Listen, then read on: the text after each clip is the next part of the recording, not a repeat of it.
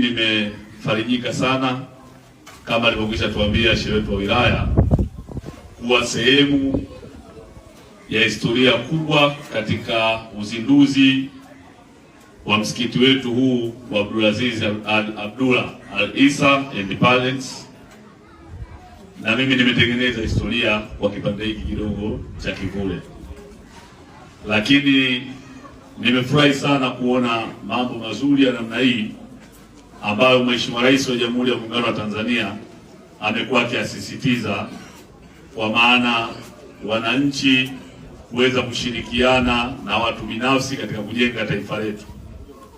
Sasa kwenye ujenzi wa taifa, yawezekana kwenye miundombinu ya barabara, inawezekana kwenye afya, kwenye maji, kwenye umeme, lakini vile vile kwenye nyumba za ibada kama za namna hii ambazo wakati wote Mheshimiwa Rais amekuwa akizitumia kuwaomba Watanzania na viongozi wetu wa dini kuliombea amani taifa letu na kupita katika vipindi vigumu ambavyo tumepitia katika kipindi hiki ambacho uchumi wakati mwingine umekuwa ukiumba kwa sababu ya vita za wenzetu, na kutuomba wakati wote tuendelee kuliombea taifa letu na kuendelea kuwa na amani.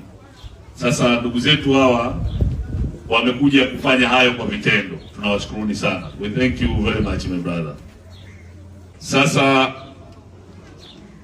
tatu, ukiona maana watu wanafanya jambo la kheri la namna hii lenye kumpendeza Mungu, alafu ndugu zako wanakupigia simu wanakwambia na wewe njoo uwe sehemu ya historia hiyo, tafsiri yake ni kwamba unaishi na watu vizuri.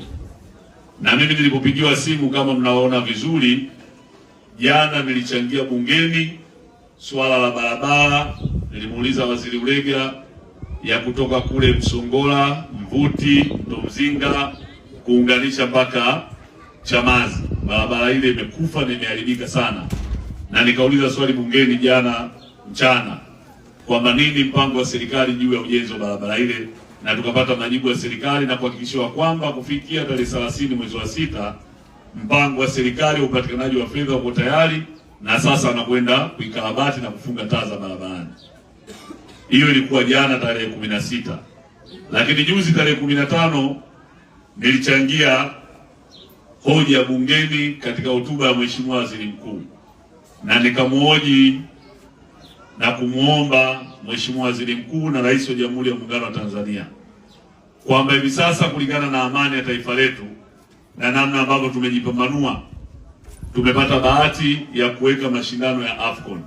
Sasa mimi nikawa naiuliza serikali kwa niaba yenu wote wananchi wa jimbo la Kivule kwamba Kivule hii barabara hakuna, lakini nini ilikuwa lengo langu? Ni kujaribu kuiambia serikali kwamba yale tulioahidi wananchi, mimi nimekwenda kule sio bubu, lazima nikawasemee wananchi ambao walinichagua, na kuiomba serikali kwa unyenyekevu mkubwa kuharakisha barabara hiyo ya kutoka Banana Kitunda mpaka kule Msongola ambayo inagusa kata nyingi ndani ya jimbo letu la Kivule.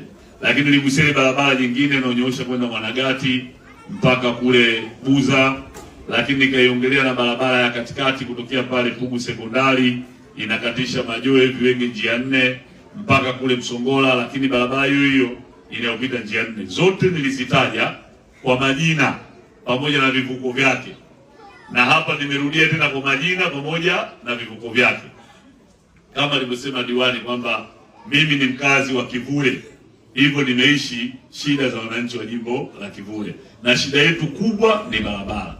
Rais wetu alitupenda zaidi, kajenga vituo vya afya kila kata. Hapa kata Kivule tunacho kituo kikubwa sana cha afya ambacho tunasema ni amana ndogo, lakini pia juzi serikali imeingiza fedha zaidi ya milioni 900 kujenga chuo cha afya pale pale. Chuo cha afya kinajengwa, lakini hakuna sababu ya kuwa na chuo cha afya kizuri, watoto wetu wakaajiriwa pale, tukapata wauguzi, lakini mwisho watu wanashindwa kufika kwenye hicho kituo cha afya. Kwa hiyo tuliwaoji serikali na tukawaomba kwenye bajeti yetu hii wahakikishe barabara zetu zinapitika kiangazi na masika. Lakini nini msingi wa kujenga hoja hizo? Ni kwamba hata leo nitakiwa tena niwe bungeni nikiendelea kuwapigania wananchi wa jimbo la Kivule, na leo ilikuwa ni bajeti ya vijana kwa maana ya mikopo ya 10%. Lakini kwa sababu ya umuhimu wa jambo hili Unaweza ukawa kiongozi, lakini kama una mahusiano na Watanzania ama wenzio walikuchagua, ukayafanya yote hayo ya maendeleo, lakini kama ufikiki na hauzoeleki na hauzoei watu, kama alivyosema Sheikh Mwenyepingu, ni sawasawa na kazi bure. Maana yake kiongozi unatakiwa uwe ni mtu wa jamii, mtu wa watu, na kuendelea kushirikiana nao wenzio wakati wote wa mapambano kuleta maendeleo. Kwa hiyo nilipopigiwa simu na Sheikh Mwenyepingu, sikujali wala sikujua ni nani amejenga msikiti huo, lakini linali ni jambo ambalo linatukutanisha sisi na Mwenyezi Mungu. Nimesema ni lazima nije kushughulika na mimi niwe sehemu ya jambo hilo. Lakini utaona wanasema mtembea bure sio sawa sana na mkaa bure. Maana yake tumekuja kujizolea sawabu hapa kupitia hicho kipande kidogo tulichosema kipo hapo nyuma kwa ajili ya ujenzi wa eneo wa chumba cha kuoshea maiti. Sasa mimi niseme tu kwamba jambo hili nimelipokea kwa mikono miwili, kwa sababu na yenyewe ni sawabu kwa sisi ambao tunaamini. Wengine wanaweza kusema yule mbunge alikuja bwana akatujengea chumba cha kuoshea maiti na maana yule mtabiri kufa. Lakini Sheikh Mwenyepingu kasema vizuri kwamba sisi sote tutakwenda ardhini. Umetaka utakwenda, ukutaka utakwenda. Kwa hiyo kwa tunaoamini kwenye hilo, tunaamini kwamba hizo ni sehemu ya kuchota sawabu. Kwa hiyo mimi na ndugu zangu akina Kiwadinyo, akina Amini, lakini pia vile vile sawabu hizo zisishie kwangu mimi. Kama nilivyosema, mtembea bure sio sawa sawa na mkaa bure. Tafsiri yake sisi sote tuliokuwa hapa, basi Mwenyezi Mungu atufanyie kheri, atupe umri mrefu, lakini atupe maarifa ya kujisaidia na kupambana kujitafutia kiuchumi.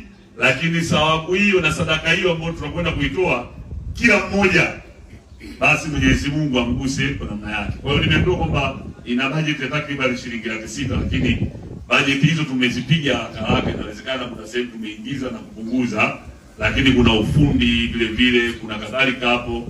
Basi angalau katika sababu hizo, na mimi sadaka yangu na ndugu zangu wanaoongozana nao na viongozi wote wa Chama cha Mapinduzi wa eneo hili, basi nitakabidhi fedha taslimu kwa shehe wetu wa wilaya aifikishe kwa uongozi wa msikiti shilingi milioni 1, ili sasa tuweze kumaliza kwa haraka sana jambo hilo. Allahu Akbar. Akina mama pale nilikuwa naona wanaitikia vizuri sana kwamba kweli jambo hili linahitajika. Basi nichukue fursa hii, maana wanasiasa wengine huwa wanasubiri karibu na kampeni ndio wafanye majambo namna hii. Majambo haya wanayafanya wakati wote kipindi ambacho wenzio walikutanguliza mbele ili muendelee kushirikiana. Lakini nampongeza mheshimiwa diwani wa kata hii, nilikuwa namwambia hapo, pamoja na kufanya vizuri kwenye miradi ya maendeleo, lakini jitahidi hivyo hivyo unavyofanya kuwa karibu na wananchi wako. Kwa sababu wakati mwingine wananchi wanahitaji faraja. Ukiwa kuna sehemu kuna mtaro umeziba, nenda kazibue nao. Ukiwa kuna sehemu kuna mazishi kazike. Ukiwa kuna kigoma cha Uswahilini nenda nawe kacheze kiuno. Basi elimadi ndo mambo yenyewe haya. Si ndio jamani?